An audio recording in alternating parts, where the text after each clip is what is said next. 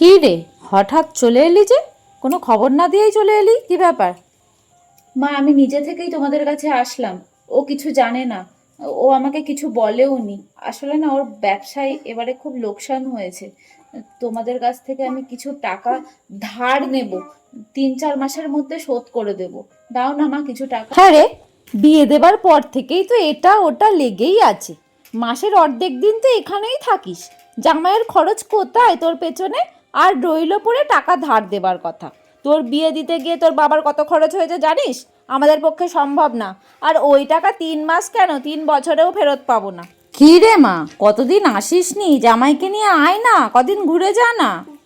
না না মা, তোমার জামাই এখন খুব ব্যস্ত গো, এখন যাওয়া হবে না, পরে কখনো যাব। মা, মাটনটা যা রান্না করেছিল একটা ফাটাফাটি। কতদিন তোমার হাতে এরকম মাটন খাইনি। দারুণ লাগছে মা। হ্যাঁ, বাবার জন্যই খেয়ে নাও। এমন একজনকে বিয়ে করেছো যে কিনা খাসির মাংস খাওয়াতেই পারে না। সবই কপাল।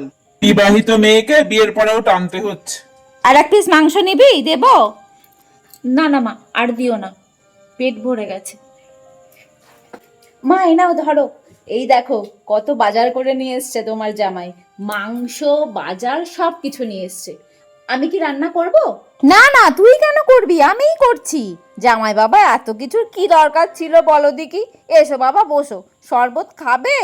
উফ, তোমাকে জামাই হিসেবে পেয়ে আমরা সত্যিই খুব ধন্য। এবারের পুজোতেও না তোমাদেরকে কিছু দিতে পারবো না, হাতের অবস্থা খুব খারাপ। তোদের হাতের অবস্থা কবে ভালো ছিল বাপু? আজ পর্যন্ত তো একটা রুমালও পেলাম না। তোর আর তোর বরের জামা কাপড় কিনে নিয়েছি, ওগুলো নিয়ে যা। বর তো একটা শাড়ি দেবে বলেও মনে হচ্ছে না, ওইটাই পরিস সারা পুজোতে। মা, বাবা, তোমাদের যা ভালো লাগে তাই নাও, যেটা পছন্দ হয় সেটা নাও, ঠিক আছে? ওইদিকে ওই সেকশনটা দেখো, ভালো লাগছে, পছন্দ হচ্ছে? চলো চলো, আমি কিনে দিচ্ছি, চলো। আরে, এত দামি জিনিসের কি দরকার ছিল বলতো? শপিং মলে দাম কম।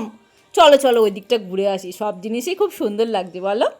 একটা কথা জানো তো, যদি তোমার টাকা থাকে তাহলে তোমার সম্মান, ভালোবাসা সব আছে। আর যদি তুমি গরিব হও তাহলে তোমার খুব কাছের মানুষগুলোর কাছেও তোমার কোনো মূল্য নেই।